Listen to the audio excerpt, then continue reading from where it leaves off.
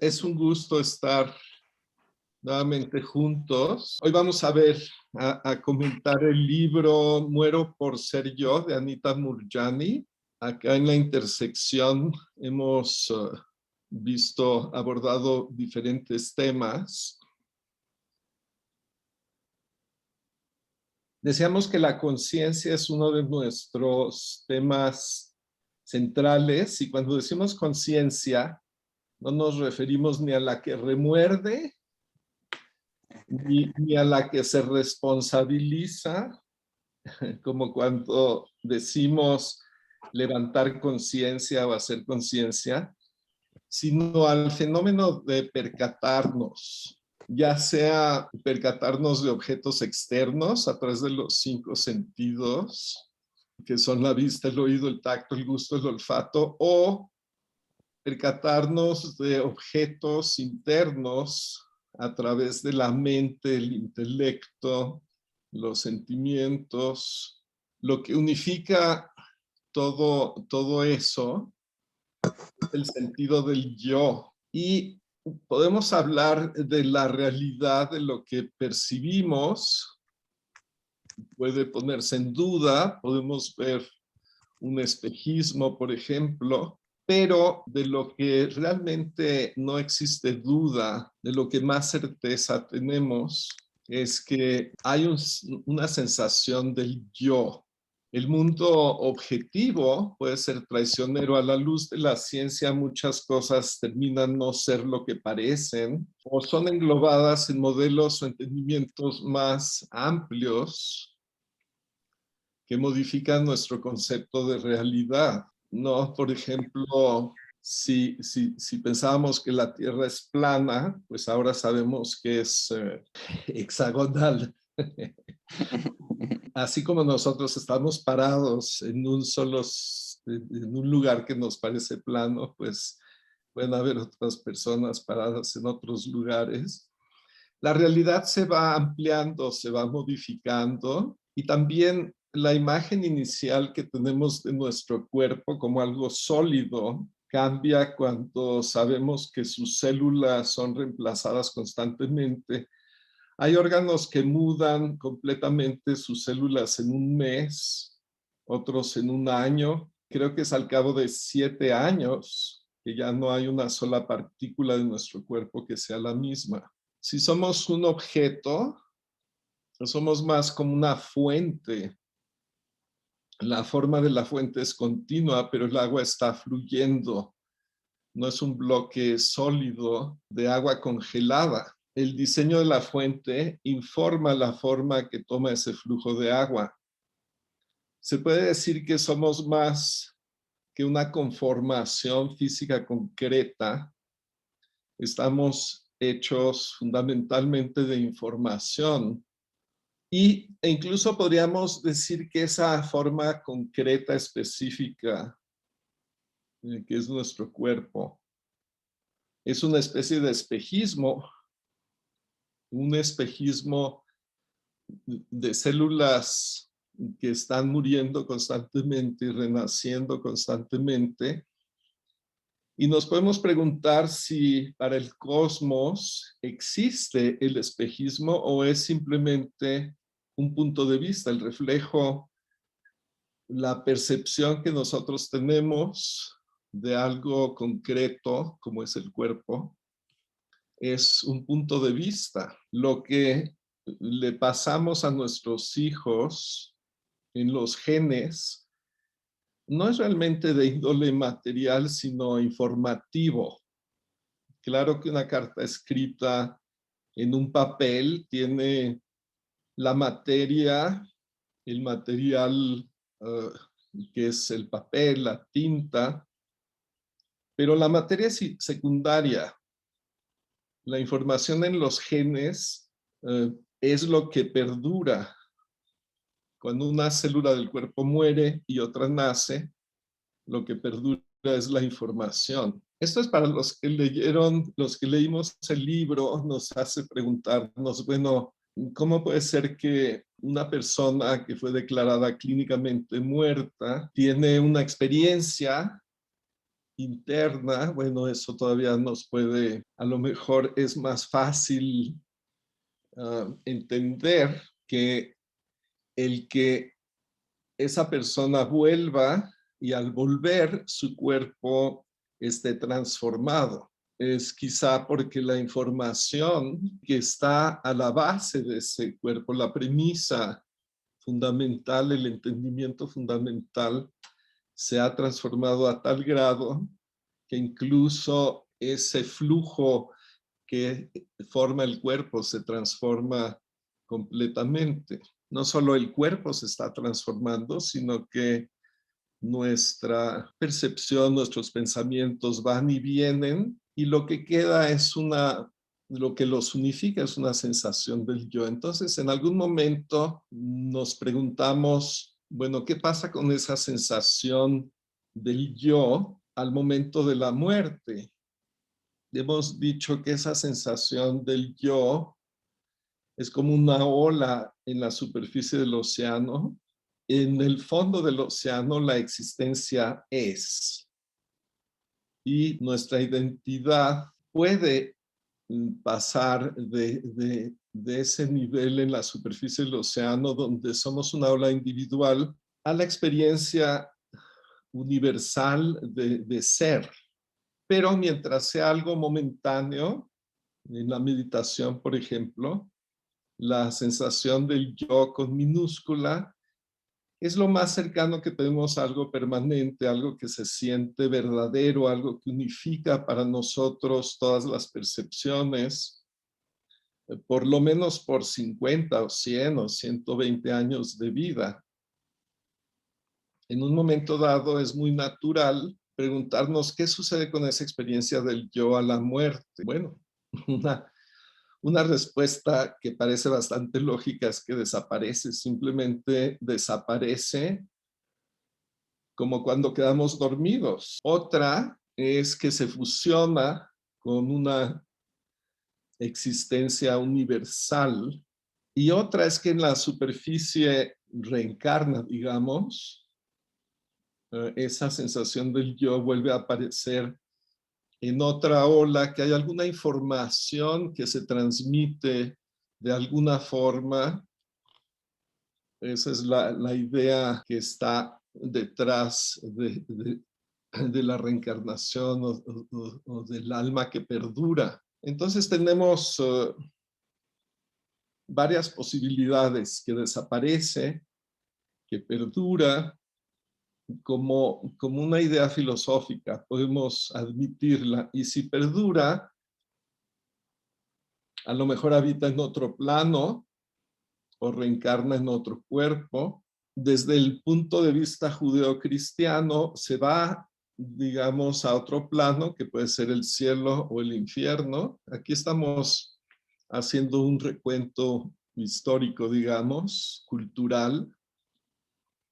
En el hinduismo y el budismo, donde puede haber un Dios personal, personificado, o puede haber un principio creativo. También en el taoísmo hay un principio creativo, entonces podemos decir que el alma o esa sensación del yo apunta hacia alguno de estos principios. Desde el punto de vista de estas culturas donde existe la reencarnación, tenemos una secuencia de vidas individuales hasta que hay un momento en el que descubrimos ese yo soy con S mayúscula que está a la base de todo el oleaje en la superficie. Hay una información que se transmite, que se conserva, así como en los genes hay una información que se transmite de célula que muere a célula que vive, de una generación a otra generación. En esta concepción de varias vidas que se suceden, se supone que hay una información que se transmite, y hasta que descubrimos esa dimensión cósmica o esa dimensión unificada que existe en la base de cualquiera de estas vidas. Según esta concepción, ya no es necesario regresar como una entidad individualizada, porque ya se realizó, la gota ahora se sabe océano. Y estas dos visiones distintas de un alma que perdura, pero en un caso de un alma que perdura, pero tiene la oportunidad de ir y unirse con algo universal, con Dios, en el caso del pensamiento judeocristiano, o de ir evolucionando a través de diferentes vidas hasta encontrar su esencia universal. Se centran en dos lugares geográficos diferentes. En la Grecia antigua y en el surgimiento de los israelitas, tenemos ese pensamiento judeocristiano de la civilización occidental, y en el reino de Kuru tenemos el hinduismo, el budismo, el taoísmo, que dan lugar a esta idea de la reencarnación. Lo interesante es que en ambas visiones, la oriental y la occidental, encontramos el concepto del alma que perdura, solo que en la occidental no necesita reencarnar, pues no puede ir directamente al cielo a unirse con Dios después de una sola vida, aunque haya que pasar primero por el purgatorio o se va al infierno para siempre. Y de hecho, conforme a esta doctrina, hay un solo chance. La doctrina oriental, en ella el purgatorio viene siendo la cosecha del karma sembrado en reencarnaciones anteriores, y si bien no necesariamente hasta reunirse con un Dios personal, entonces hasta despertar a un principio universal. En el judaísmo, de hecho, la distinción entre Oriente y Occidente no es tan tajante como parecería. Diferentes rabinos tendrán respuestas diferentes sobre la realidad del cielo y el infierno, pero los seguidores del hasidismo, particularmente del hasidismo del rabino Luria, seguían por la Kabbalah, que es la tradición esotérica del judaísmo. Presenta la idea de que un alma debe pasar por muchas vidas antes de obtener la sabiduría para reunirse con Dios. En el concepto védico oriental, un alma debe pasar por muchas individuaciones antes de obtener la experiencia de ser una con el océano. No necesariamente un Dios personalizado, puede ser un principio universal, la propia dimensión cósmica de la que emana la individualidad que sigue persiguiendo el sueño de unidad hasta que se da cuenta que lo tiene debajo de las narices, no intelectualmente, sino como una experiencia viva. Y hoy, que es Domingo de Gloria, para honrar el día, también debemos hacer alusión a la resurrección. También se refiere a la perdurabilidad del alma, en este caso del Espíritu Santo en el cuerpo de Jesús, que muere y vuelve a la vida. El concepto de la resurrección es un concepto también acogido por el judaísmo.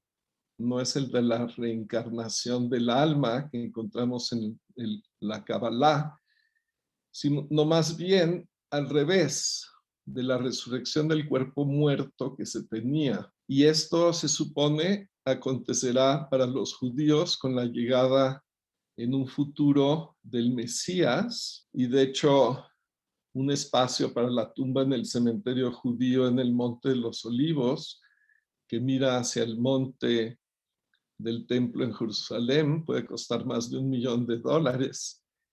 que algunos pagan para asegurar su lugar de primera fila en la resurrección. Y bueno, nosotros, gente moderna, podemos descartar fácilmente esos conceptos como supersticiones. Después de todo, si hay reencarnación, ¿por qué no hay memoria de ello? Bueno, cuando soñamos, perdemos la memoria del estado de vigilia, y cuando despertamos, muchas veces olvidamos el sueño que tuvimos. Cuando despertamos después de haber dormido, la conciencia regresa. Entonces, tenemos ejemplos en los que la pérdida de conciencia no es necesariamente permanente. Si lo pensamos así, la falta de memoria tampoco parece ser prueba suficiente o contundente de que un estado de conciencia que perdura sea una simple superstición, porque se ha olvidado lo que vino antes o se ha olvidado después. La narración de Anita Moorjani, si le creemos, y bueno, hay muchas narraciones hoy en día similares, porque en las últimas décadas la ciencia médica ha avanzado en la posibilidad de resucitar gente que estaba clínicamente muerta. Pero no podemos decir que su narración demuestra ni la reencarnación, ni la vida en otro plano, ya sea el cielo o el infierno. La narrativa experiencia es menos la de un trayecto que la de un proceso de expansión en la que su conciencia cada vez se expande para abarcar más y más. No es que vaya ella a algún lugar, tanto como que se expande su conciencia, como ella lo narra. Pero en todo caso puede verse como una historia de resurrección, habiendo estado clínicamente muerta. Su conciencia individual regresa a un cuerpo sanado. Pero no hace falta necesariamente usar conceptos que usa la religión o las religiones o alguna de ellas para entender la experiencia que ella narra. Si entendemos el cuerpo como un proceso en constante cambio, como una fuente que tiene una forma ciertamente, pero no es una forma sólida, sino es un flujo que crea y recrea esta forma, su sanación podría verse como producto del cambio radical de información que ella obtuvo durante la experiencia de expansión de conciencia. Su experiencia transformó sus premisas básicas y el resultado es un cuerpo restaurado. Estamos condicionados a creer ciertas cosas. Solo alguien como Einstein, por ejemplo, pudo salirse del condicionamiento de pensar en el tiempo y el espacio como algo absoluto, y con la nueva información que él logró verificar, cambió sus premisas básicas, y como resultado de ello hoy todos tenemos cosas como el GPS que usamos todos los días. Lo interesante es que ahora, después de unos 6,000 años de civilización humana, ciertamente nos preguntamos qué pasa con el sentido del yo a la muerte desde que el ser humano tiene uso de razón. Pero llevamos por lo menos 6,000 años de civilización humana, y es ahora que hay una intersección muy peculiar entre la física, la neurociencia, la biología, la teoría de la mente, y también es hoy en día que están surgiendo ya investigaciones más sistemáticas sobre esta experiencia del yo y qué sucede con ella al momento de la muerte.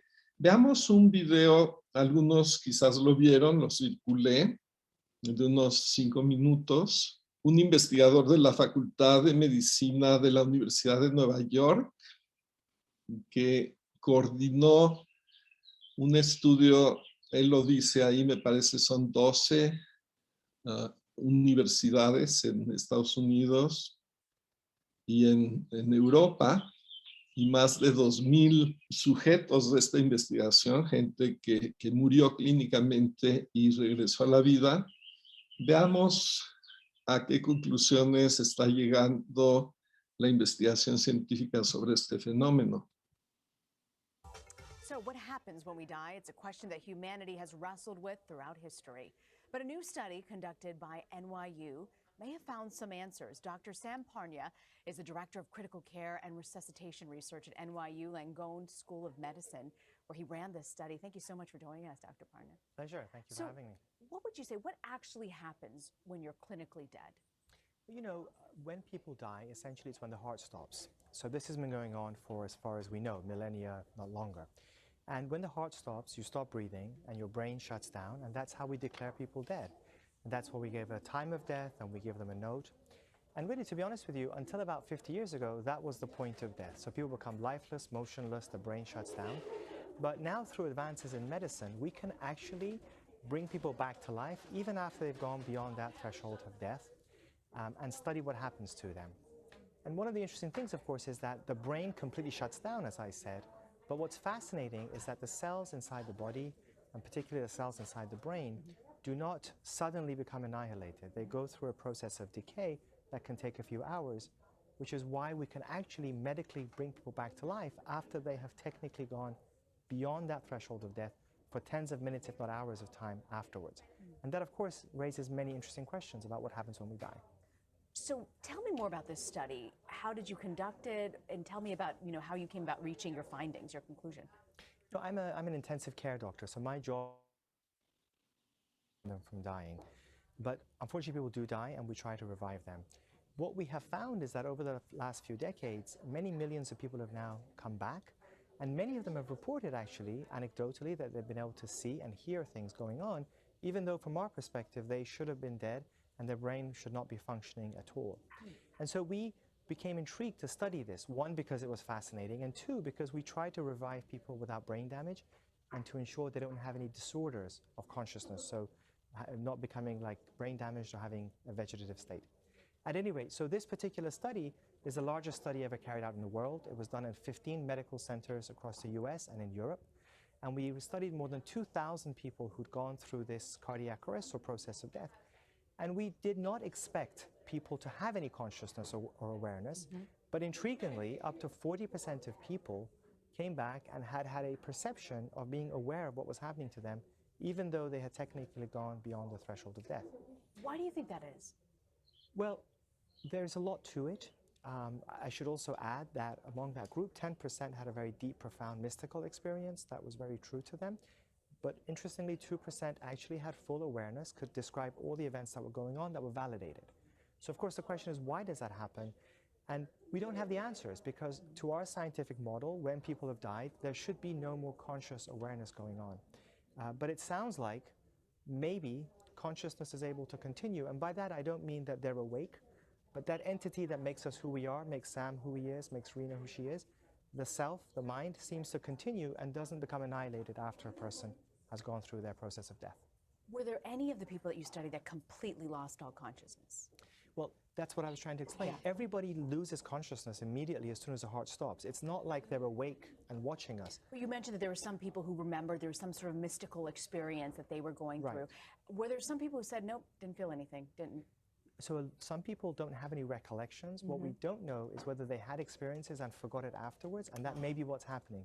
Because of course we forget a lot of things, and most of the people who are brought back have issues to do with their treatments. We give them sedative drugs, which wipes out their memories. So that's part of what we're studying now, is does everybody have this experience? And how long does mind and consciousness continue in some format, even though we've gone beyond the threshold of death? Do you have some sort of conclusion as to how far the mind and consciousness goes? Again, from what we can determine, which is actually fascinating, and it raises questions about our whole science, about what happens when we die, is that it appears that even though people have gone beyond that threshold of death and their brain has shut down, that entity that we call consciousness, the mind, the psyche, whatever you want to call it, does not seem to become annihilated. From the evidence we have, that at least tens of minutes, if not hours of time afterwards, How long beyond that, we don't know at this point. For the folks who have lost consciousness and come back, have there been any long-term effects afterwards? Well, those people who have these very deep, profound, mystical experiences, often they describe a sensation of being very peaceful, seeing a bright, warm, welcoming light, sometimes deceased relatives. And intriguingly, some of them describe a sensation of a being that they describe as being perfect and full of light and love and compassion. Those who have that experience are often very positively transformed for the rest of their lives. It's very profound, Really? it's real to them. They become less afraid of death, they lose their fear of death completely. They engage in altruism, they're more helpful to people, they engage more with family. It completely changes them. So there's something very profound about this experience that they have. We often hear people say, I saw the light, some sort of light. Why do you think it is that some people see that and some people don't? Well, so there are two possibilities. One is that, as you said, only some people see it, and we think that it might be 10%. But the alternative is that everyone sees it, but unfortunately, because of the medical treatments that they get afterwards in the intensive care unit by doctors such as myself, to save their brain, they forget it. And one of our new studies is trying to actually decipher whether people have had it but just forgotten about it. And so I think there is some evidence that more people are having it, but unfortunately they just forget it afterwards. It's a fascinating study and a fascinating look into death and those final moments as well and returning back. Dr. Sam Parnia, thank you so much for joining us. Thank you. Pleasure to be here. Hagamos una pausa para escuchar sus comentarios. Bueno, como ya te había comentado a ti, yo tuve ya esa experiencia hace varios años cuando sufrí una electrocutación de alto voltaje de 9,000 volts, que afortunadamente la corriente no hizo tierra, sino no estaría aquí, sino salió por mis pies porque traía unos zapatos tenis, clavitos, entonces no hubo tierra. Y yo tuve exactamente esa experiencia. Obviamente se paró mi corazón durante todo el proceso de la electrocutación y me sucedió lo que se menciona tanto en películas o en libros. Tuve una sensación como que me iba inflando en cámara lenta al entrar la corriente en mi cuerpo. Empecé a sentir dolor y frío y como una voz que me dijo, ya, no te preocupes, todo termina. Entonces sí vi un túnel azul con una luz al fondo y que yo iba hacia allá, y mientras iba hacia allá tuve un bombardeo de imágenes a color, que además me acuerdo que eran a color de todos los momentos de mi vida o varios de ellos. Y en ese momento, cuando iba a entrar al final del túnel azul, sentía fríos, sentí otra voz que me dijo, rueda. Entonces empecé yo a rodar y obviamente al rodar mi corazón volvió a funcionar y ya empecé a agarrar conciencia, ¿no?, de lo que me había pasado. Mi brazo derecho, que es donde yo estaba volando un avioncito de estos de motor de gasolina chiquitos con unas líneas de acero y la manija también era de metal. Toqué unos cables de alta tensión. Eso fue en Echegaray, cuando todavía casi no había casas, era campo y estaban las torres de alta tensión. Y en fin, entonces fui agarrando conciencia, mi brazo derecho me di cuenta de lo que me acababa de pasar. Mi amigo ya se había quitado la camisa para taparme porque pensó que me moría. Dice que en el momento de que los cables tocaron mis líneas, hubo un chispazo, era plena luz del día brillante, y dice que se cegó y que yo subí del suelo como 2, 3 metros y volví a caer. Todo eso yo lo sentí en cámara lenta, como que me inflaban. Duró mucho todo ese proceso de subir y caer otra vez. Y bueno, ya me llevó mi amigo al hospital y allí en el hospital estuve 2, 3 días y venían cada rato venían médicos que si me podían ver, que si me podían, que nunca habían visto a alguien que hubiera sobrevivido un shock eléctrico de ese tamaño. Aquí lo interesante en cuanto a experiencias místicas o raras, mis padres estaban de viaje en ese momento y de donde ellos estaban en Europa eran 8 o 9 horas después, pues era la noche. Y mi madre, en el momento que a mí me sucedió esto, ella de repente se despertó y le dijo a mi papá, oye, Max, algo pasó con Yanko. Mi papá, no, hombre, ¿qué te pasa? Y después checamos y exactamente ella percibió lo que me pasó a mí, estando yo en México y ella fuera de México. Entonces fue una experiencia, pues que tuvo todos esos componentes de ver imágenes, de ver un túnel de luz, de sentir frío, después unas voces como que me guiaron y la experiencia esta de mi madre. Entonces eso es lo que quería yo compartirles. Vaya, pues gracias. A mí lo que me llama la atención es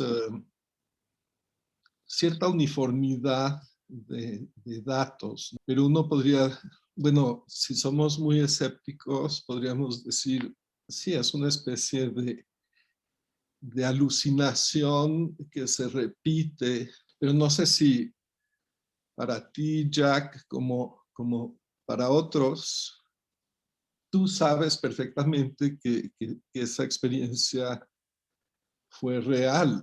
No lo puedes demostrar, pero para ti no fue como un sueño, no te parece un espejismo, sino una experiencia muy real que tuviste. Y también lo que me llama la atención son estas experiencias verificables, o sea, esta información que uno obtiene o que un familiar obtiene que es objetivamente verificable, a lo que también alude este investigador de la Universidad de Nueva York, ¿no? Que hay al retorno, hay algo en la interacción. Eso es como lo que no checa tanto, que tendemos, no sabemos qué hacer con eso. ¿Algún otro comentario?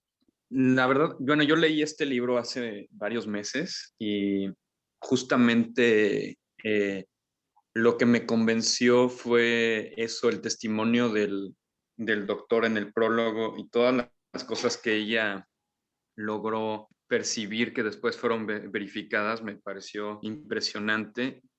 Y también la recuperación prácticamente imposible que tuvo de un cuerpo pues, que ya no daba, ya no daba para más. Y desde entonces pues lo recomiendo a todas las personas que están sufriendo de algún duelo o que le tienen algún miedo a la muerte, aunque luego no me hacen caso de leerlo. Pero creo que sí tiene información muy valiosa de pues qué es lo que está sucediendo después de aquí, o más bien alrededor de aquí sin que lo notemos. No sé cómo explicarlo. Gracias, Fer. Gracias. Ay, yo le quiero hacer una pregunta a Jack, que si esa experiencia, o sea, te cambió de que, como dicen, a una persona más consciente o algo cambió en ti después de eso. No sé, así en ese momento directamente no, pero sí empecé a tener una serie de inquietudes más, vamos a llamarles espirituales, ¿no? Que me llevaron a aprender meditación. Quizá sí hubo cambios de ese tipo en mí, que no me di cuenta inmediatamente o no fue tan obvio así de un día para otro, pero yo creo que sí, toda esa experiencia sí me hizo ver que había la posibilidad de todo un mundo aparte de la realidad a la que estamos acostumbrados y en la que vivimos, que sí había otros estados de conciencia, que el universo era, que éramos parte de un todo enorme que es el universo, la conciencia universal, Es lo que podría decir. Gracias. Bueno, yo en general soy un poco escéptico de esta cosa, no por hacerme científico ni nada por el estilo. Entiendo mucho las ganas que tenemos todos de que haya un segundo piso, o en este caso un piso único sería, porque no sería segundo piso. Quiero recomendar un poco, yo busqué el SM, o sea, experiencias cercanas a la muerte en Wikipedia. Hay mucho sobre lo que estamos hablando. Hay los estudios que se están realizando ahorita de gente que tuvo estas experiencias, pero también hay explicaciones un poco, digamos, no quiero decir científicas, pero que pueden ser causadas por químicas del cerebro, esa sensación, no sé, los que se hayan metido alguna vez drogas un poco fuertes, sí sientes perfectamente. A mí me pasó ver que el cuerpo está arriba y mi alma está arriba o lo que sea esa cosa, el espíritu, y el cuerpo está abajo definitivamente. Al que le hayan inyectado morfina para fines médicos, pues se siente muy, muy por el estilo. Pero yo sí creo, yo no quiero negarlo para nada, al revés, ojalá que sea así. También inclusive la cuestión de los meditadores zen que llegan a la conciencia plena, creo que se puede llamar, pues también puede ser, Benny me lo puede decir 1000 veces mejor que yo, a lo mejor algo que pasa en tu química, en tu cerebro, pero a lo mejor la sensación, a lo mejor sí hay esa famosa conciencia universal, a lo mejor sí hay eso, yo sí quisiera que hubiera eso. Lo que quería comentar es que lo busquen ahí en Wikipedia. A mí donde se me hizo que pues ojalá que sí, por llamarlo, porque pues todos quisiéramos, por lo menos yo sí quisiera eso. Gente científica que tuvo eso SM, que confirman la sensación en sí. Ahora, de que sea realmente que estás casi cerca de Dios o que ves a tus papás, porque se me hace un poco raro que nosotros veamos a nuestros papás cuando lleguemos a eso, y como hay miles de millones de planetas, no sé si los otros habitantes también ven a sus papás o a sus moléculas, o sea, porque aquí está muy enfocado el planeta Tierra y como que no lo queremos acomodar mucho realmente. El planeta Tierra no es nada, nosotros no somos nada a comparación de esta conciencia universal. ¿Abarcará todo? Son preguntas un poco tontas, pero para ampliar un poco el tema, a fin de cuentas, seguimos acá y lo que sí es seguro es que acabando la plática no vamos a estar seguros de nada. Muchas gracias. Sí, correcto. Yo creo que no vamos a resolver el tema, pero... Sí leí el libro y me parece que la dificultad para entender eso radica pues en que si nos manejamos muchos años o toda la vida con un paradigma y encontramos cosas que no se adaptan a ese paradigma, entonces no encaja y lo podemos desechar fácilmente o tratar de meterlo a fuerza en la forma en que yo he entendido el mundo toda la vida. Es difícil cambiar de paradigma de un día para otro. Lo que me parece muy diferente es que las experiencias que describe Anita se parecen o coinciden bastante con la descripción de la evolución de la conciencia que pone Maharishi cuando dice hay expansión de la conciencia. Anita lo dice así, dice que siente que su conciencia ya no está limitada a su persona, sino que se expande a todo el universo. Maharishi le llama eso conciencia cósmica.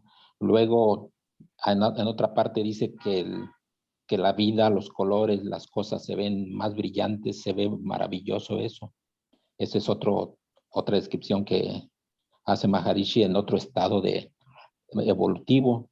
Y la tercera, cuando Maharishi dice la conciencia de unidad, es lo que también Anita describe como que se siente unida, que ella es todo y que el todo está en ella. Entonces, no me parece que pueda ser tan descabellado si personas diferentes que han tenido experiencias diferentes describen describen lo mismo por diferentes medios. Bueno, ciertamente es un enigma y para mí lo más enigmático que tenemos que reconocer, o sea, lo que dice Isaac, sí lo tenemos que admitir como una opción, ¿no? Que es simplemente un viaje psicodélico. Pero en esa circunstancia, lo que queda claro es que sí se expande la conciencia, porque hay conversaciones, hay cosas que la persona escuchó, que a menos que digamos, no, pues esto lo inventaron, pero en esa experiencia de la Universidad de Nueva York, también el doctor dice, hay experiencias que luego se verifican de cosas externas que sucedieron. Entonces, tenemos que por lo menos admitir que la conciencia se expande más allá de sus límites comunes.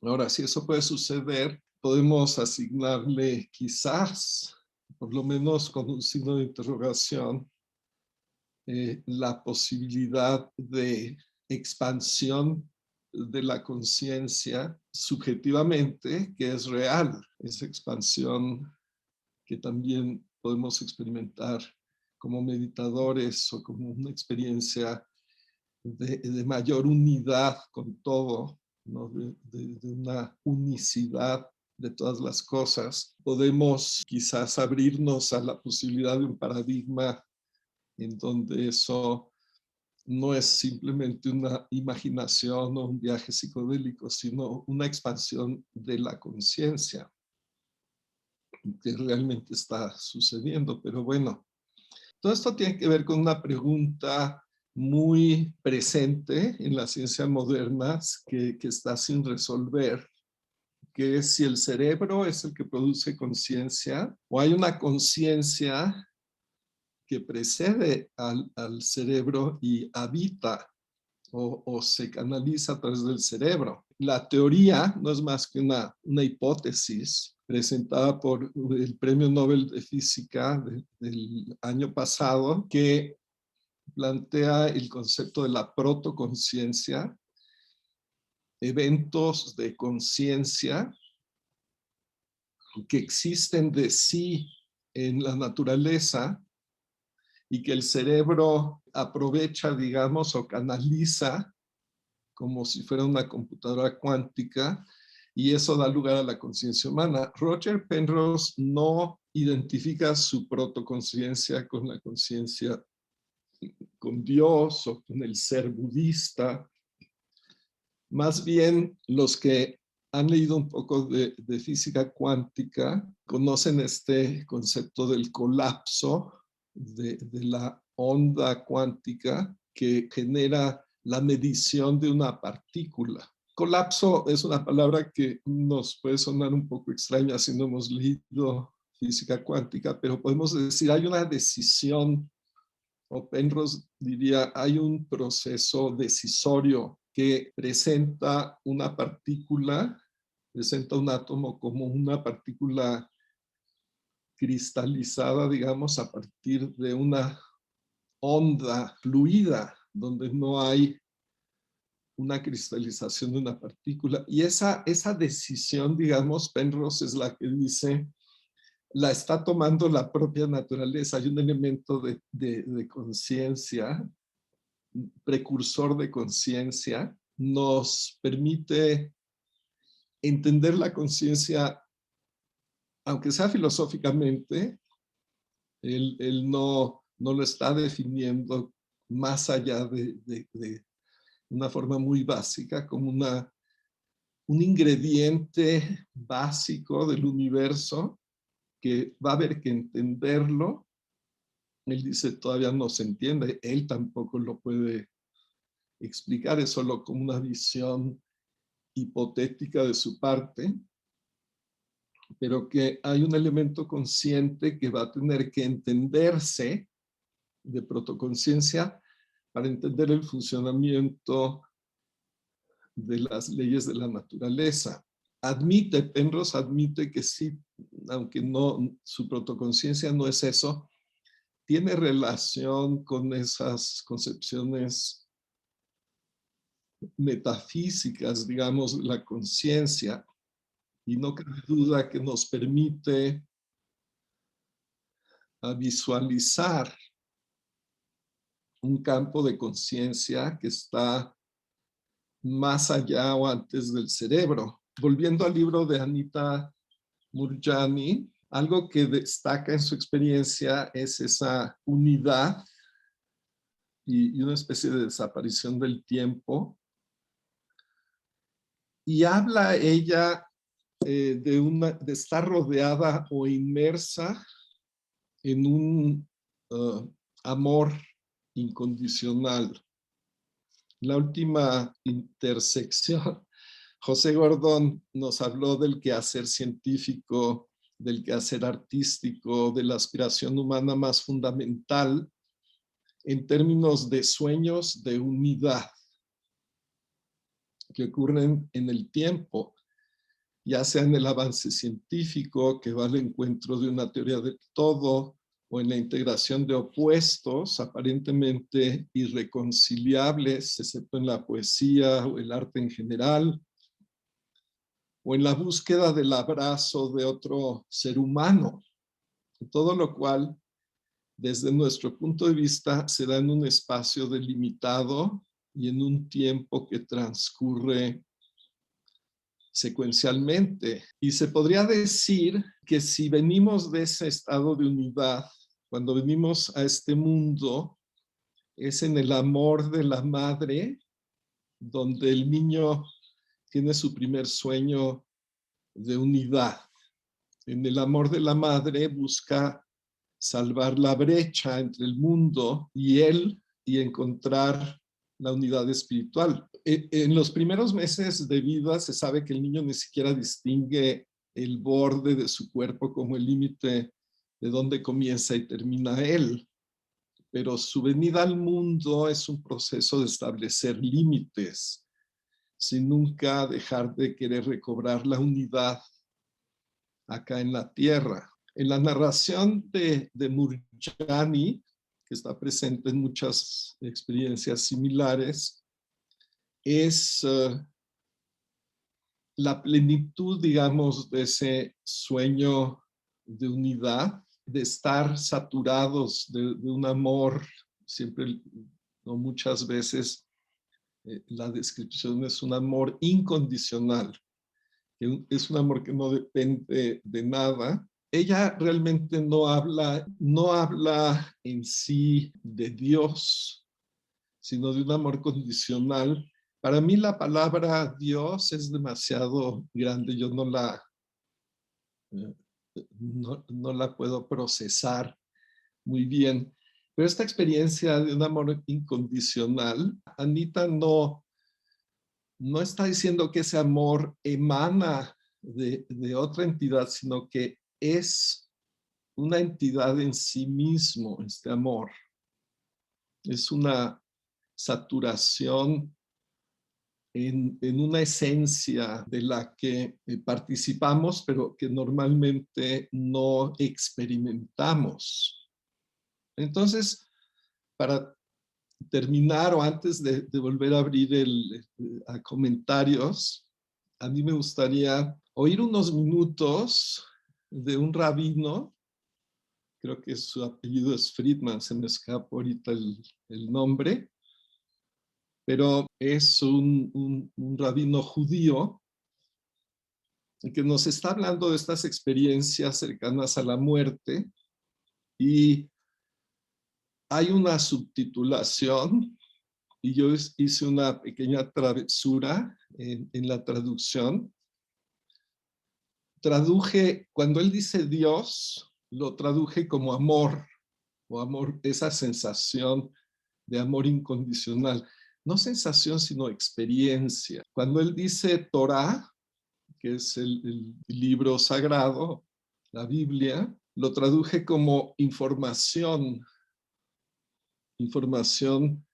fundamental, información completa. Antes hablamos de cómo en realidad lo que se transfiere, lo que se transmite es información. Y desde el punto de vista de la cultura oriental védica, lo que se transmite de una vida a la otra son los samskaras que lleva el alma, el jiva. Tiene algunos anhelos, aspiraciones no resueltos, que eso es lo que propulsiona a la manifestación individualizada en otra vida, hasta que eso se disuelve en la plenitud precisamente de ese amor incondicional que se puede encontrar en vida. De hecho, en la tradición védica, el sistema nervioso, y también algo así habla el rabino, no es una oportunidad, tener un sistema nervioso humano es una oportunidad de tener la experiencia del cielo en la tierra, por si nos queremos poner poéticos en nuestras expresiones. Hay algunos términos que él usa como mitzvah, que se puede traducir como un buen acto, pero también, interesantemente, no es como solo como una buena obra, sino es un acto reparador. Es algo que arregla el mundo. Tikkun Olam es el resultado de la mitzvah. Y esto también nos recuerda el acto reparador al que vemos, si le creemos a Anita, someterse, ¿no? Simplemente esa expansión de conciencia, ese cambio de paradigma, como decía Alberto, es un acto reparador al grado que ella regresa sanada. Si seguimos el proceso que ella narra y nos permitimos creerle, entonces podemos ver la experiencia de un estado expandido de conciencia como un acto reparador. Y cuando él habla de fe, lo traduzco yo como una certeza personal, aunque sea indemostrable, de ese amor incondicional, que es más como un recuerdo, él lo explica como un recuerdo más que una creencia. Entonces, a ver, veamos su video. Life in the womb is wonderful. You're taught the entire Torah. It's being in heaven. Leaving the womb is very traumatic. Living outside the womb is life again. So David HaMelech said, how did I survive the trauma of birth? It is so traumatic that it erases your memory of 9 wonderful months. It would be much more traumatic if God wasn't there. So how does every fetus born into this world survive that trauma? It sees God present. God is there to see it through the experience. So the valley of the shadow of death is really the birth process. So people who have been through a near-death experience relive their own birth. It's a flashback. Every birth is a near-death experience. And what enables us to survive it? We are conscious of God being there. So every fetus born into this world has had an experience with God. So where does our faith in God come from? We can't prove it. We have no arguments. We don't need it.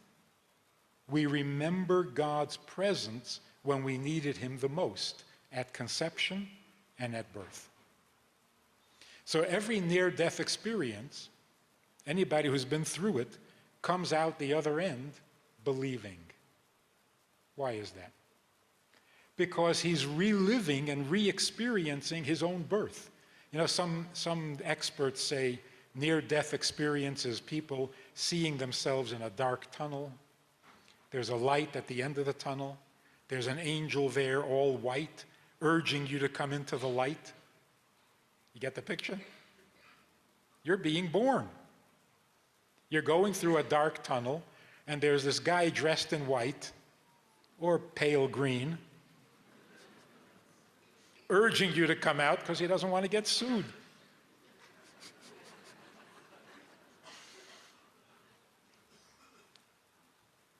The trauma also brings the memory of the trust and the comfort you got from God's presence. So where does Emunah come from? From having experienced God. Now when the soul leaves the body, it goes through the reverse process. It doesn't leave instantly, completely. It hovers. It doesn't want to say goodbye. So it separates from the body in stages. The moment of death, for 3 days, 7 days, 30 days, a year.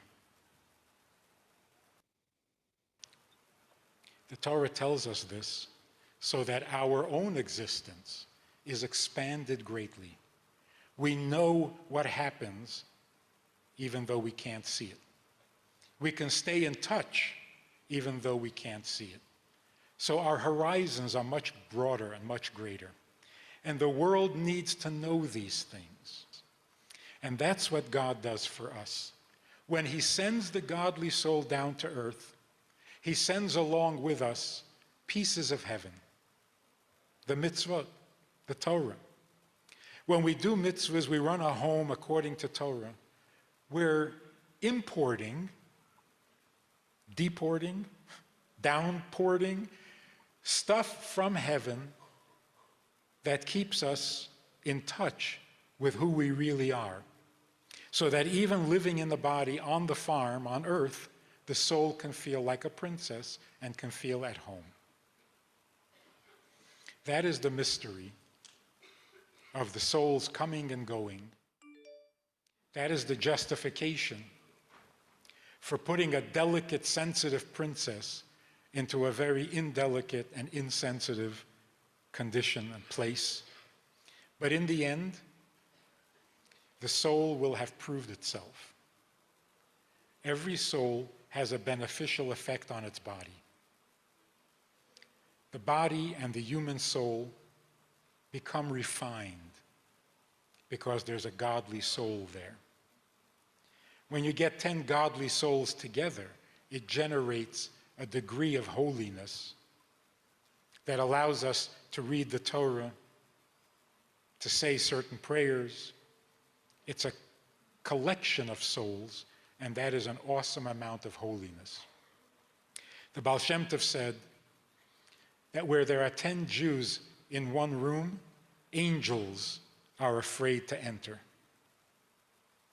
This godliness transforms the world. We fix the world, tikkun olam, because the creator of the world has a plan. It's his world. He has a vision of what he would like it to be, and we are his agents and partners in turning the world into his kind of world.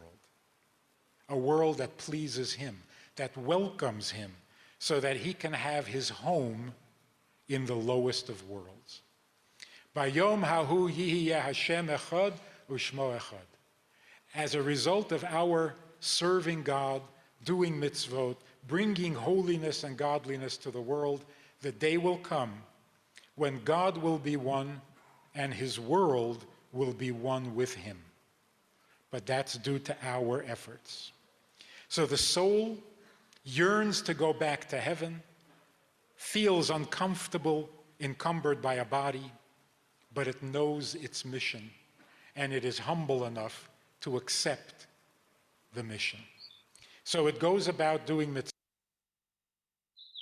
Me pareció interesante usar sus expresiones poéticas, digamos, para explicar lo que yo me explico a mí mismo como esa saturación que en sánscrito, en la tradición védica, es Sat Chit Ananda. Ananda, en vez de amor, Ananda se traduciría como jubilación, como bienaventuranza, como felicidad. infinita, que es la propia esencia de Chit, de la conciencia, pero de una conciencia en su estado ilimitado, Sat. La esencia del ser se define como Sat Chit Ananda, en vez de un ser delimitado por sus percepciones a través de los 5 sentidos o de la mente, del intelecto, de los sentimientos.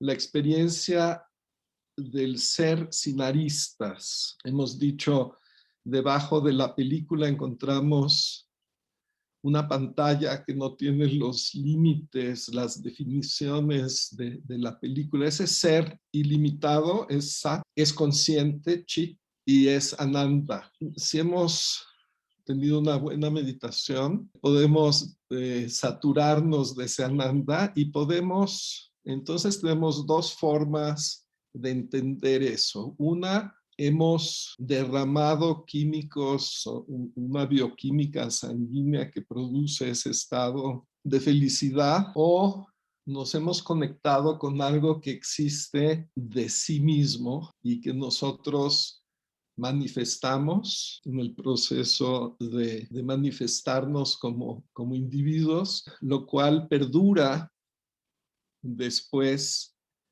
de disolvernos como individuos. Pero a diferencia del pensamiento judeocristiano, en el cual tenemos un solo chance, en el cual después de la disolución de este cuerpo, vamos al purgatorio y al cielo, o vamos al infierno. La concepción oriental no difiere tanto, solo que el purgatorio es regresar como individuos la información de nuestra alma que todavía no está en ese paradigma de unificación, quiere satisfacer ciertos impulsos, ciertas aspiraciones, regresa a hacerlo en otro cuerpo hasta que tiene una experiencia o devela o descubre ese Satchitananda como esa esencia, y entonces ya la gota, la ola se sabe océano y ya no tiene interés, ya no hay una información que propulsione esa individuación de conciencia universal a seguirse individuando y se mantiene ya en su estado universal. Y entonces a lo mejor sucede lo que intuimos que sucede, que es que en cierta forma desaparece, o igualmente lo podemos ver como que se fusiona con ese principio creativo. Para mí, cuando digo amor, me refiero a esa jubilación creativa que de alguna forma genera todo este universo. No es como el despliegue de la inteligencia, de una inteligencia creativa, de una creatividad jubilosa. Es el amor de crear, de una obra de arte, ¿no? Que se expresa en una obra de arte, que creo que es lo que es como la fuerza de gravedad, pero del lado subjetivo, esa tendencia creativa unificadora, como la de la semilla que retoña, ¿no? Con una gran fuerza creadora. ¿Para qué? Para volverse rama, bueno, se vuelve hoja y flor y fruto. ¿Y qué es lo que hay dentro del fruto? Otra vez la semilla. Entonces es como una obra de creatividad, de júbilo, de amor, en la que nos coloca en este paradigma en el que tenemos ese sueño de unidad que dice este rabino en particular. No es un sueño, sino más bien es un recuerdo de el estado en el que estábamos antes de nacer, un estado en el que podríamos con el que podríamos conectarnos después de morir, ya sea como individuos, como una información de conciencia, o finalmente simplemente descubriendo esa esencia que ya no es diferente de ninguna individuación particular. Así me lo planteo yo como una posibilidad y también en base a una experiencia de Sat Chitananda que se va cultivando con el tiempo. Pero sí, hoy no, el propósito de la intersección no es tanto llegar a conclusiones contundentes como regresar a un cruce de caminos donde podemos vislumbrar que no solo los caminos que conocemos se cruzan ahí, sino a lo mejor se cruzan otros que no hemos atendido, de los que no nos hemos percatado como posibilidad. ¿Cómo podemos procesar una cosa así? La podemos descartar y decir, bueno, es una invención, no existe. Lo que dijo el científico de la Universidad de Nueva York, de que se pueden validar informaciones específicas que la gente parece haber tenido cuando estaba clínicamente muerta, no le hago caso a eso, no lo proceso.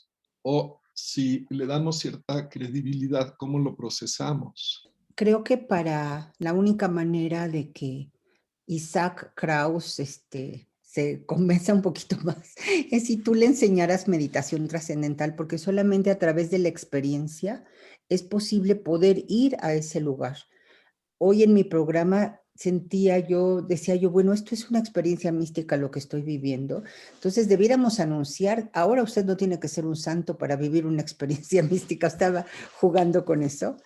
Y la única manera en que uno lo puede conocer es a través de uno mismo y a través de la práctica. Ese es un punto para que lo experimenten las personas como Isaac. Y el otro punto que quería comentarte Isaac ya practica la meditación trascendental. Ok. Entonces, y las drogas. Es cuestión de tiempo entonces, Isaac, de practicarlo seguido. Y ya nada más es cuestión de tiempo. Pero otro punto muy importante es que yo siento que una vez que tú te conviertes en el océano, pues el océano otra vez quiere manifestarse, el océano quiere volver a ser río. Maharishi decía que la expansión, que la razón de la existencia, de la creación, es por la expansión de la felicidad. Entonces, como que eso de no regresar, yo creo que debiéramos regresar al mundo, pero ya iluminados. Esa ha sido siempre una duda que he tenido de que, ok, sí sé que eso es lo máximo en la vida, que es la aspiración máxima y es la meta última. Pero después de eso, pues el chiste es que ni siquiera el absoluto está completo sin el relativo. Entonces quisiera que tú nos dieras un poquito, nos ilustraras en ese sentido de que una vez inclusive yo a Bevan le dije, bueno, pero la vida, si la vida es bliss y la vida es felicidad, ¿por qué no regresar? No regresar ya iluminados.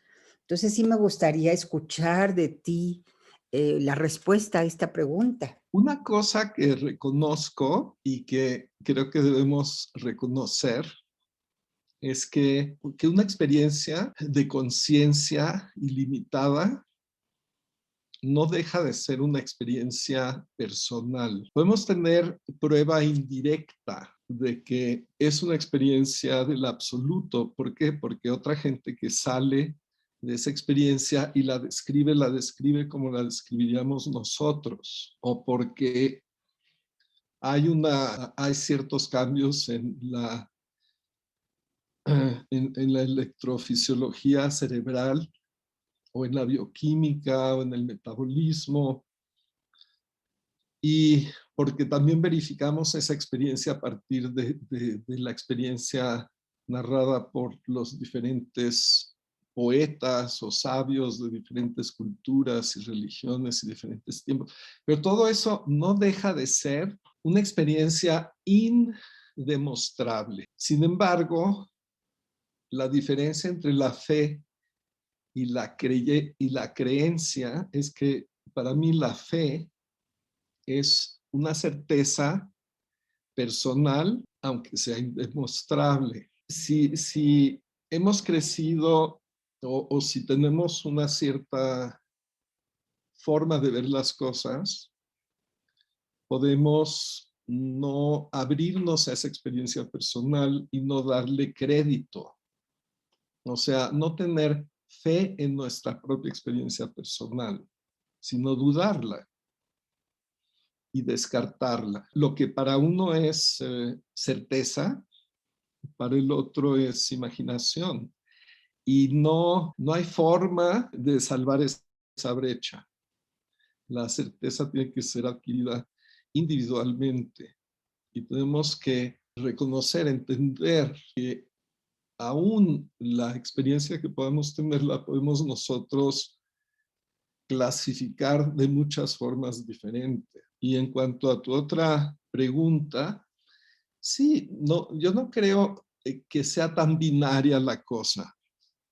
Es más, estoy convencido que no es tan binaria la cosa. Yo sí creo, tengo fe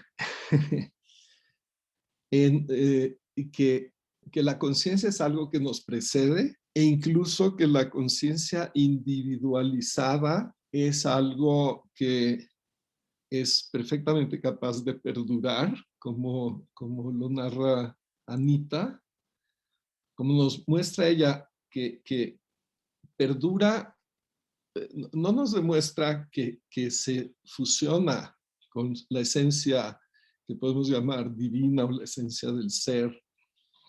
Tampoco nos demuestra que reencarna en otro cuerpo, pero sí nos demuestra que la conciencia perdura, digamos, o existe de sí, que se puede expandir, se puede fusionar en un estado de unicidad y puede esa información, si entendemos las cosas más como un proceso informativo que formativo, como una información que algo que ya está conformado, la información conforma.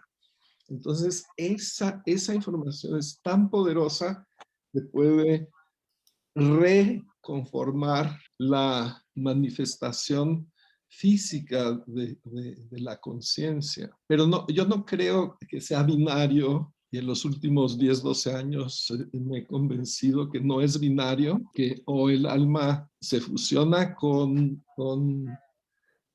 la totalidad y y ya no vuelve, o no se ha fusionado y vuelve. Yo creo que hay infinitas posibilidades, combinaciones y permutaciones. Entonces, no te tienes que preocupar de que, de que una posibilidad queda excluida por la otra. Ese sería mi comentario o lo que podría yo compartir sin tratar de esgrimir la verdad como contundente.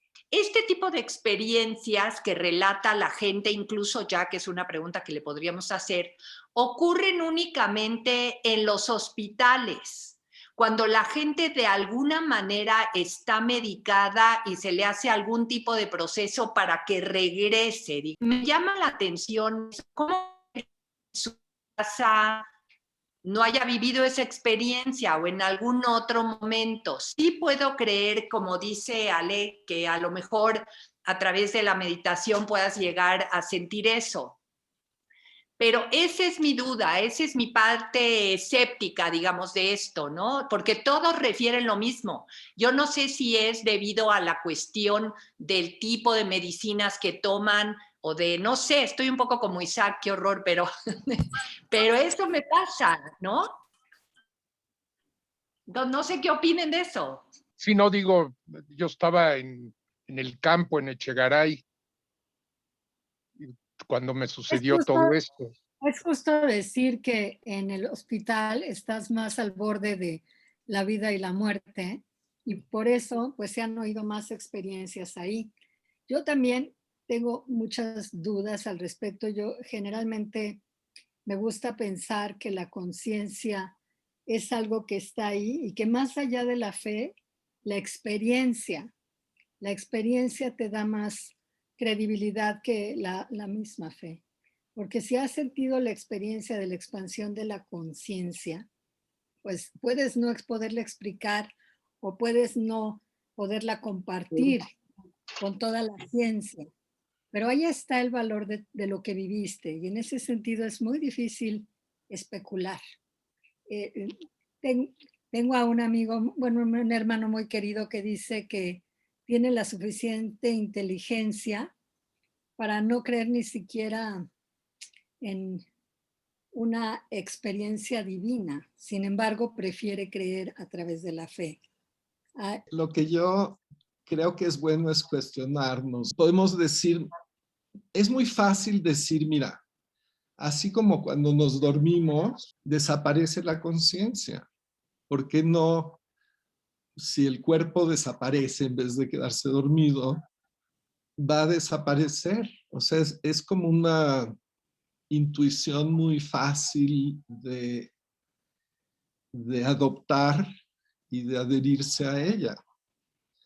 Lo único que creo es que lo lógico no siempre termina siendo lo real. O puede seguir siendo real, pero englobarse en una realidad más amplia, como esa persona, figurita en la que está una persona parada, ¿no? En el terreno plano y luego en el hexágono hay 6 personas paradas igual. No es lógico desde cierto punto de vista, pero sí, creo que si tenemos la actitud de que no necesariamente lo que nos parece lógico es real, o puede ser parcialmente real, pero puede haber una lógica que englobe esa realidad en otra contradictoria. O sea, hay otra persona parada del otro lado, al revés. Y no se cae. Yo creo que eso es sano. Podemos decir todo es posible y no puedo afirmar nada con absoluta certeza. Al final, la certeza viene de la experiencia y cómo la interpretamos.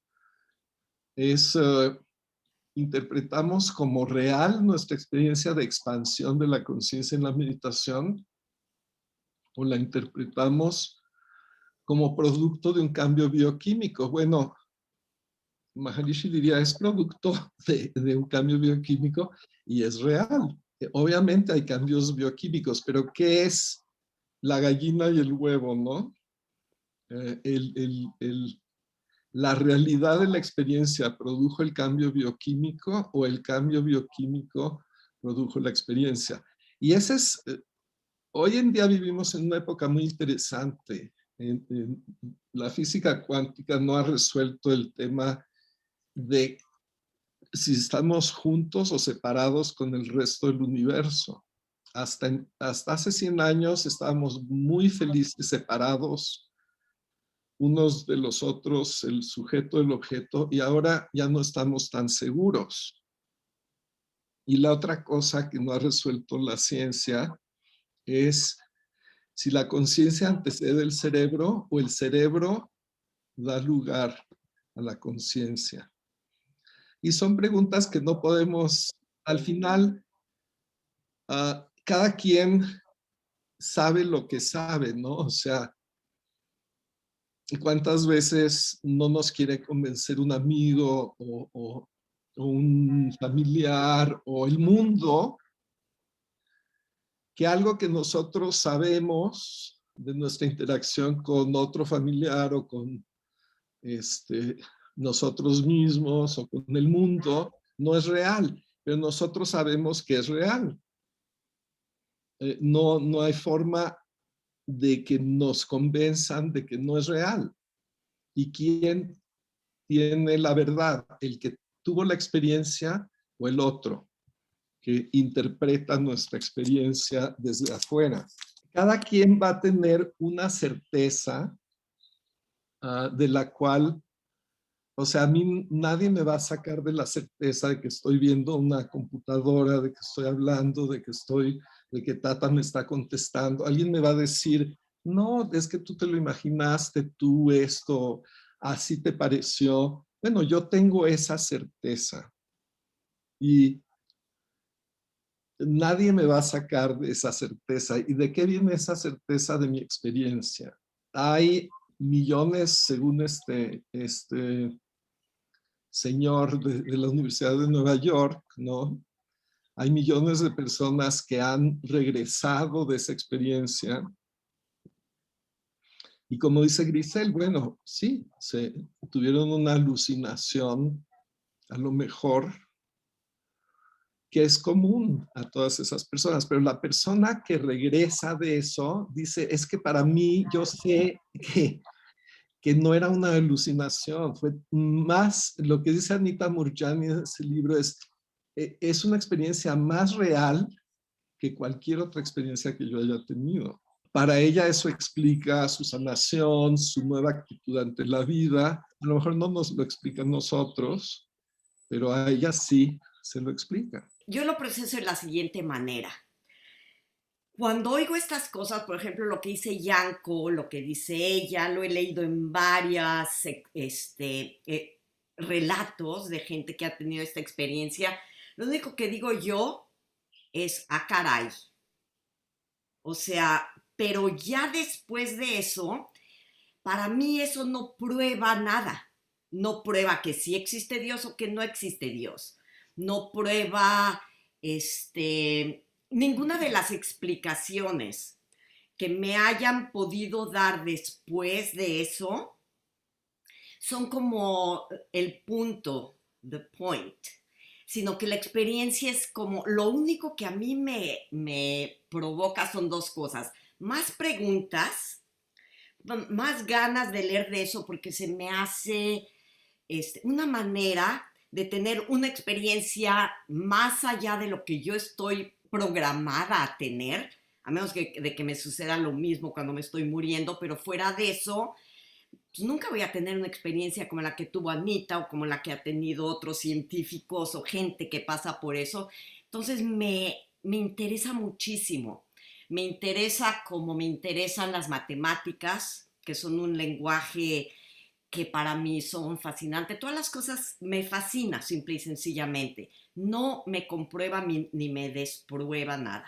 Y algo bonito que se me hace del libro es que durante su experiencia ella pierde esa polaridad también de que esto es bueno, esto es malo, esto es cierto, esto es mentira.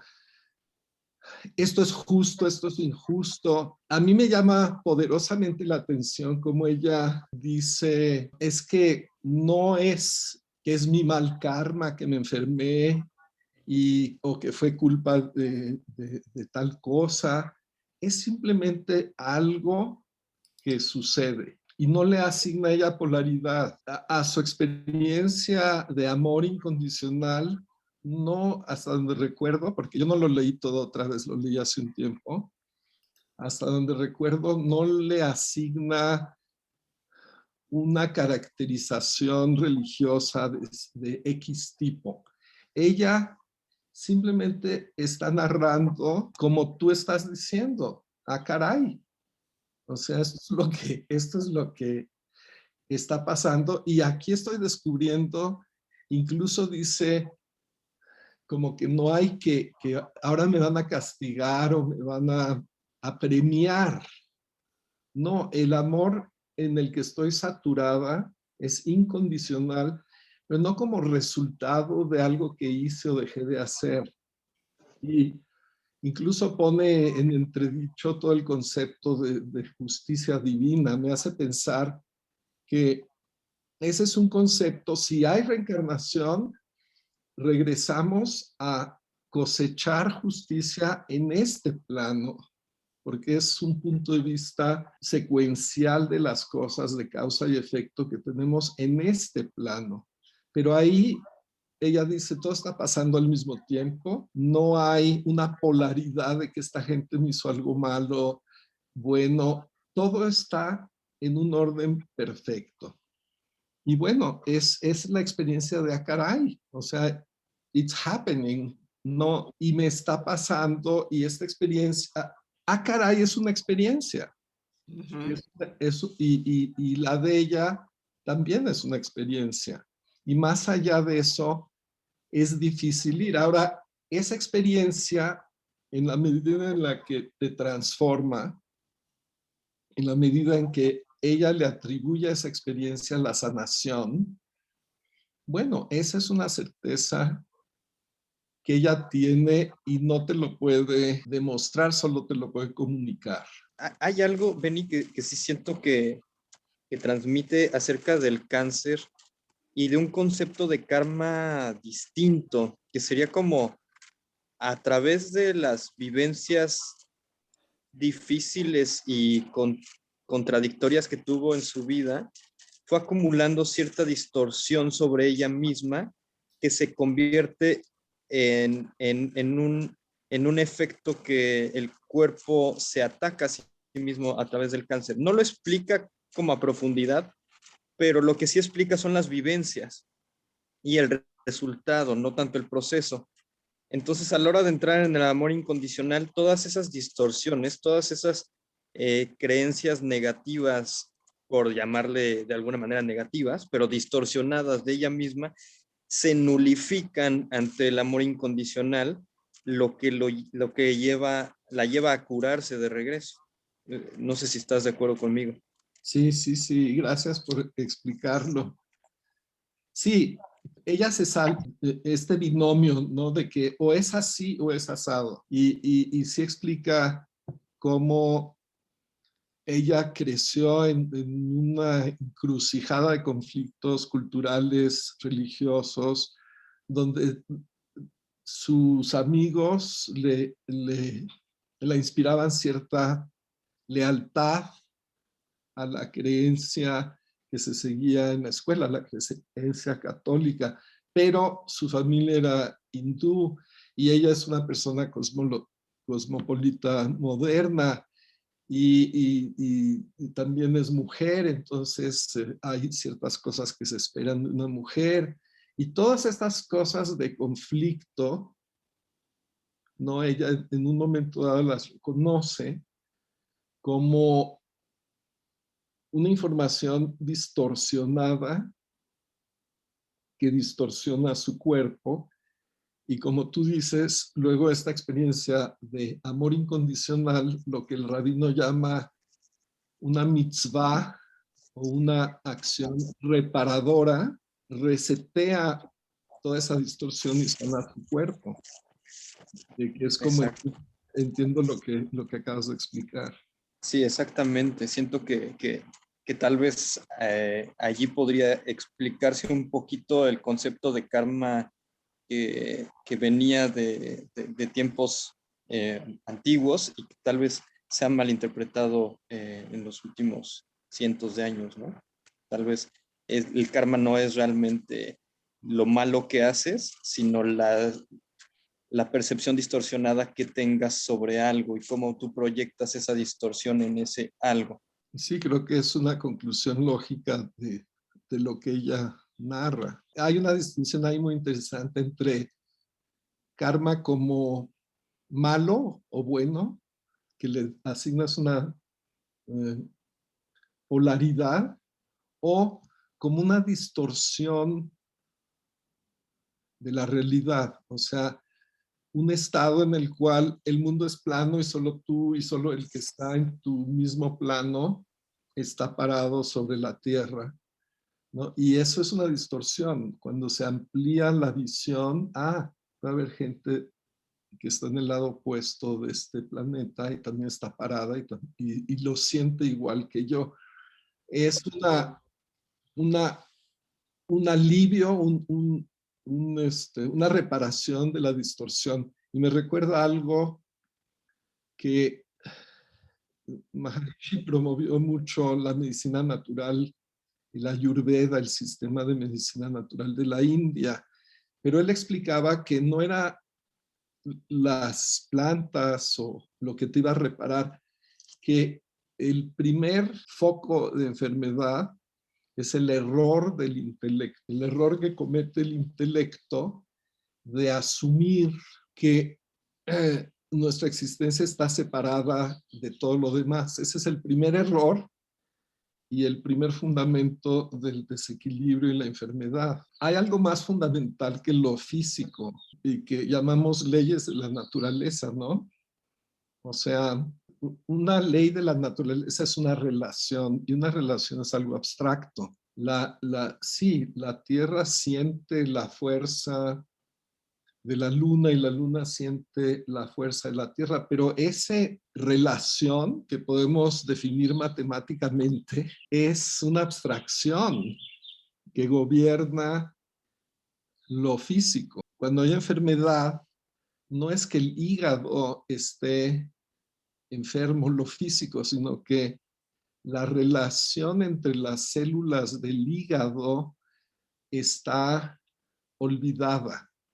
La ley de la naturaleza que regula cómo funciona una célula en relación a otra está adormecida. Es la relación, no es lo físico, sino lo que media entre lo físico, que se tiene que reanimar y en ese sentido lo que dice Sale, la planta tiene una memoria, ayuda a reavivar la ley de la naturaleza que ha quedado adormecida. Así podemos entender un poco mejor cómo es que un proceso que es puramente de conciencia, como por el que pasa Anita, podría resetear el funcionamiento físico. Bueno, lo que es claro es que la conciencia no se le ha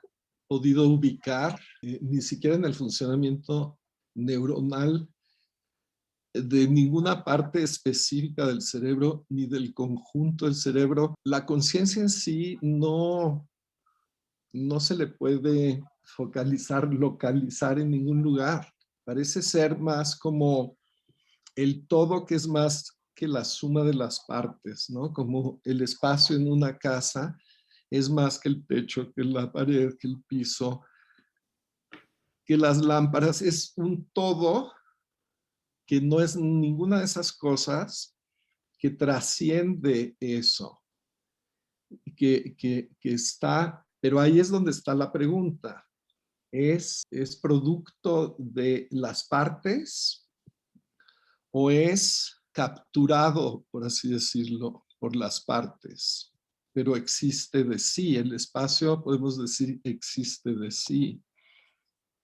Pero en interacción con las partes adquiere otra característica. Entonces, la conciencia humana, eso es lo que dice Penrose. El cerebro canaliza una conciencia preexistente y la manifiesta como conciencia humana, como la percatación del tipo que nosotros entendemos y experimentamos. Es que Roger Penrose, que ganó el premio de física de Nobel, pero no por esto, o sea, esto algunos de sus colegas lo ven como súper jalado de los pelos y no lo ha demostrado. Es más o menos una hipótesis, pero pues le tenemos que hacer caso porque muy tonto no es si se ganó el premio Nobel de Física. Por lo menos tenemos que escuchar lo que dice, y lo que dice es que hay un elemento de conciencia que existe de sí en la naturaleza, que le llama protoconciencia, es un precursor de conciencia. Es algo que antecede a la conciencia que nosotros experimentamos. Y es un proceso decisorio que está ocurriendo todo el tiempo en la naturaleza para manifestar partículas, para manifestar el universo que percibimos.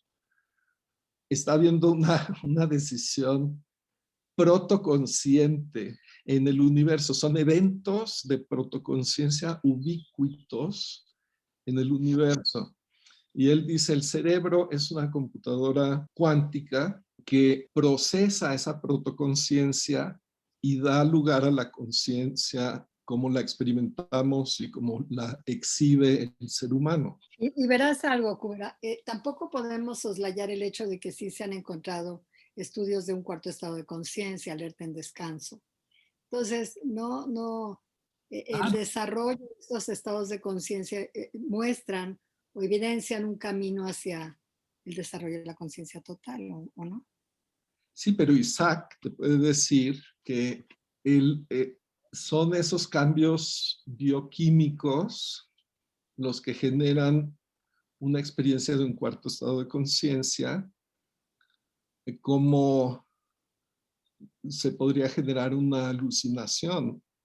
Él no compartirá tu certeza de la realidad del cuarto estado de conciencia como experiencia subjetiva. Y no compartirá tu interpretación de que el cambio bioquímico es prueba de un cuarto estado de conciencia, que no es puramente un efecto subjetivo que no tiene nada que ver con otra cosa. Entonces, al final, o sea, creo que es muy sano para nosotros entender que el compartir una certeza, o sea, yo comparto contigo una certeza y con Alejandra y con otros meditadores, puede haber gente que tiene la experiencia, la certeza de, ¿cómo se llama? Ishvara, uno de las manifestaciones de Shiva. Todo surge de Vishnu originalmente, ¿no? Y entonces uno puede decir, no es que yo tengo la experiencia y la certeza que los 5 sentidos que compartimos todos los seres humanos presentan una creación que es la creación de Ishvara. Es la ilusión o el maya que crea Ishvara, es la creación de este universo. Si tú y yo compartimos eso, compartimos la misma fe, la misma certeza, la misma confianza en que eso es así.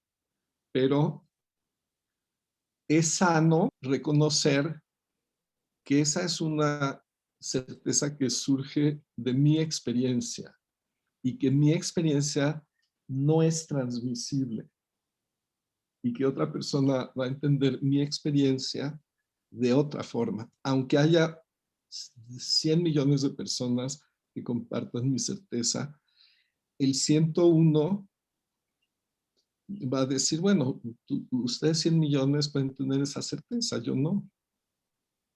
Y no puedes transmitir esa certeza. El mundo va cambiando también para nosotros, o sea, nuestro estado de conciencia se va ampliando. Y lo que está diciendo Anita no es ni siquiera otra cosa, sino que ella, su experiencia es que su conciencia se amplió y se unificó con todo lo demás.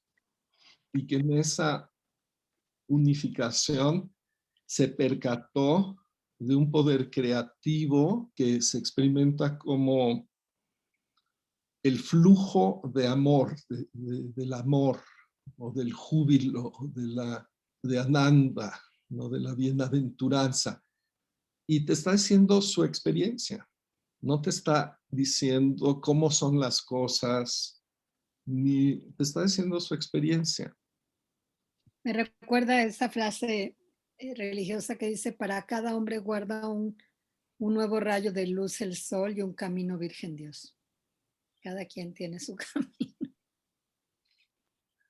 Sí, ahora, no cabe duda, ¿no?, que hay investigación científica de que si tienes una experiencia del cuarto estado de conciencia, es una experiencia reparadora, es una experiencia que repara tu fisiología, repara tu mente, te da más energía, te da más longevidad.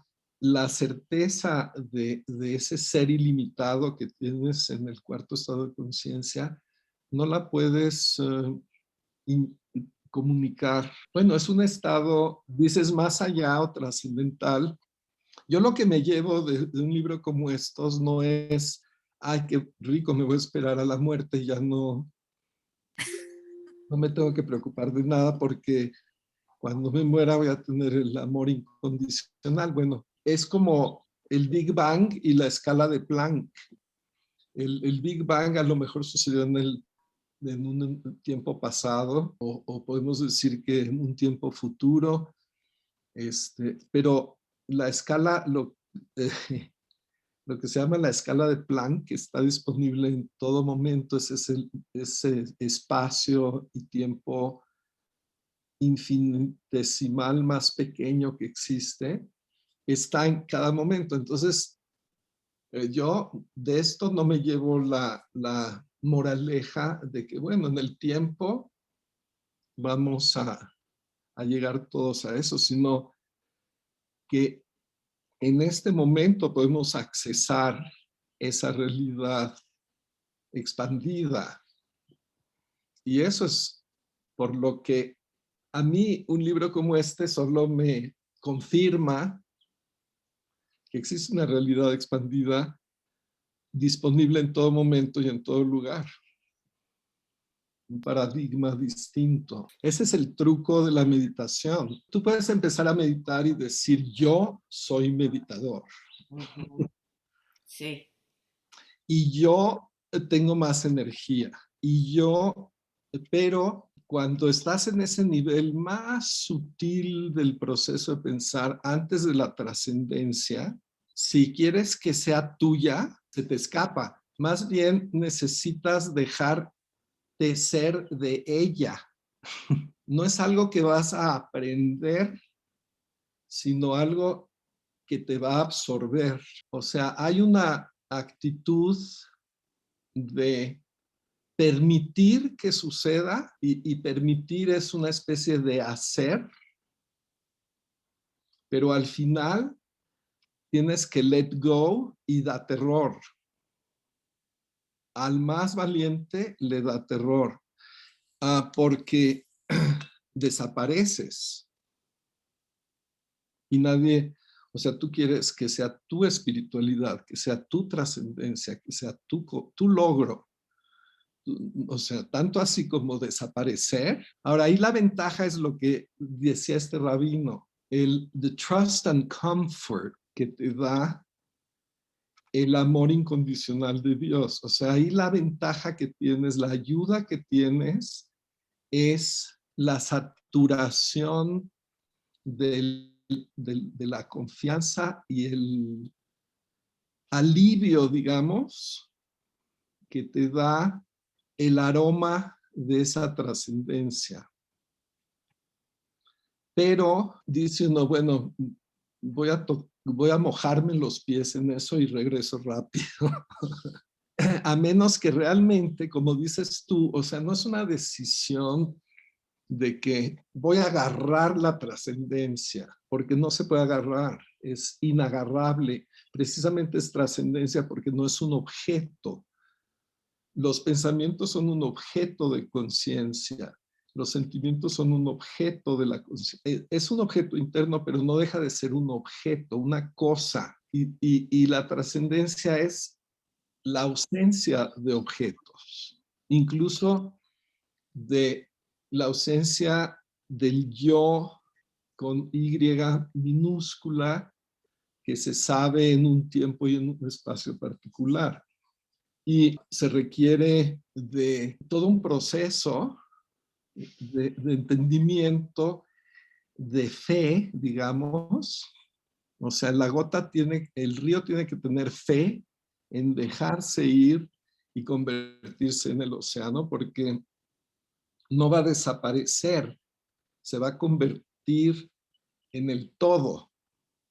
Pero es más fácil decirlo que hacerlo. Y la certeza, la confianza, la calidez de ese amor o de ese ananda, de esa fuerza creativa que te envuelve y te conforta y te hace sentir saber que todo está bien, ¿no? Entonces, para alguna gente sí puede ser completamente sin esfuerzo y natural, pero creo que el percatarse de que es una decisión de dejar ir, de dejarse ser absorto por esa totalidad, es parte del proceso. Sí, es que el ego también es un objeto en la conciencia. O sea, ¿dónde está esa individualidad que queremos ubicar? Lo que estudiamos nos define. Bueno, ese es un pensamiento, yo estudié tal cosa. ¿Dónde nacimos nos define? Ese es otro pensamiento. ¿Cuál es mi género, masculino, femenino? Ese es otro concepto. La edad que tengo, si no me lo dicen, o sea, es un recuerdo de que nací en tal año y por lo tanto tengo tantos años. Es un concepto.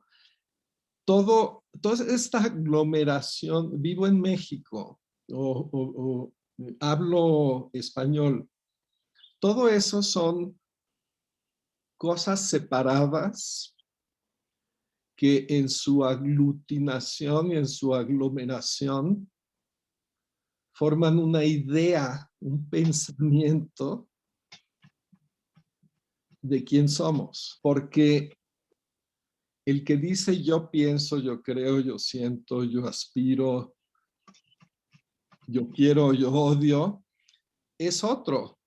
Si no, no habría dos elementos de la oración. Yo quiero, yo siento, yo. Si volcamos nuestra atención y decimos, a ver, ¿soy mis pensamientos? No, obviamente no. ¿Soy mis sentimientos? Obviamente no. Descubrimos una yoidad sin aristas. No comienza ni termina en ningún lugar. Es ilimitada. Y eso es lo que da miedo, ¿no? O sea, llegar a perder ese yo.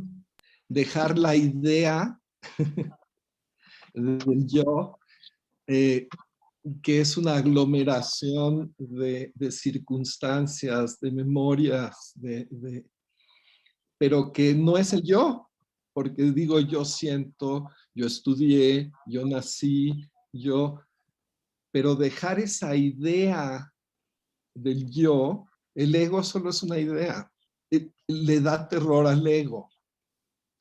Y su instinto de supervivencia no lo permite, a menos que haya un llamado tan fuerte de esa trascendencia que le sea imposible sobrevivir al ego, porque queda totalmente disuelto y bañado en esa unicidad, ¿no?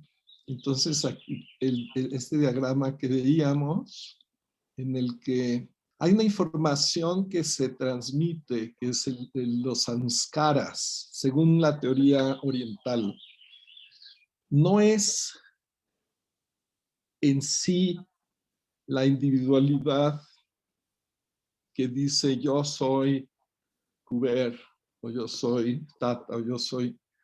No, es una individualidad de aspiraciones, de objetivos todavía que no han sido realizados, que no son plenos, que identifican la individualidad que se propulsiona como individualidad de un yo soy, a otro yo soy, a otro yo soy, a otro yo soy, y la amplitud de nuestra conciencia, de nuestra identidad, está en ese yo soy, yo soy, yo soy, yo soy. Y de repente, bueno, esto es muy esquemático, ¿no? Pero una de esas individualidades permite disolver en el yo, quedarse sin todas esas características, digamos, o proyecciones en la pantalla de la conciencia de una película que está pasando esto, está pasando esto, está pasando eso. Se queda el proyector encendido, pero sin película, y de repente yo soy. Y ahí pasa en la filosofía védica, pasa el jiva a jivan mukti. Aquí la flecha está apuntando al yo soy con minúsculas, pero debería estar apuntando al yo soy con mayúsculas. O sea, Jivan Mukti viene de moksha, libertad, liberación.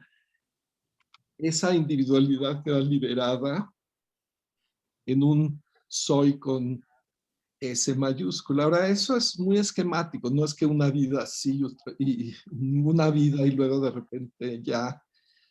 En el proceso de vivir una sola vida, ni siquiera tenemos que pensar en la reencarnación, está uno descubriendo, accesando su propia naturaleza más y más y más. Y se supone que cuando descubre uno su yo soy con S mayúscula, ya este proceso de uno al otro, al otro, al otro, no es necesario, porque ya te sabes qué es lo que el río quiere llegar al océano. Si ya llegó al océano, ya no quiere nada, ya no tiene por qué volver a ser río. Pero si va a hacerlo en vida, te puede causar terror. O sea, acercarse a esto es muy fácil, ¿no? Se asienta uno, la mente se calma, siente uno rico, se reordena incluso la fisiología, mejora toda la neurofisiología, la bioquímica y todo. Pero de veras llegar al borde del océano y let go tiene su gracia. Bueno, pues ha sido un gusto. Y en la intersección que estamos viendo donde se juntan diferentes cosas, tenemos que darle su lugar muy importante al arte. Y ya le daremos una forma específica y a lo mejor vamos a recomendar algo que leer o que ver. Sí, cada vez ni yo sé cómo va a salir, ni cuál va a ser el siguiente tema, pero lo padre es encontrar estos puntos de conexión en todas las disciplinas. Y sí, en este día de resurrección, no lo planeé yo así tampoco, pero qué interesante fue para mí descubrir, porque no lo había yo entendido, que si la experiencia de Anita encaja en alguna experiencia de cómo perdura el alma, pues es más en la descripción judía, por lo menos de la resurrección, porque entiendo que en el cristianismo hay una sola resurrección, que es la que el Espíritu Santo, que es la que se celebra hoy. Se me hizo muy padre que coincidiera de esa forma. No lo podíamos haber planeado, aun si quisiéramos. Entonces, Jai Gurudev.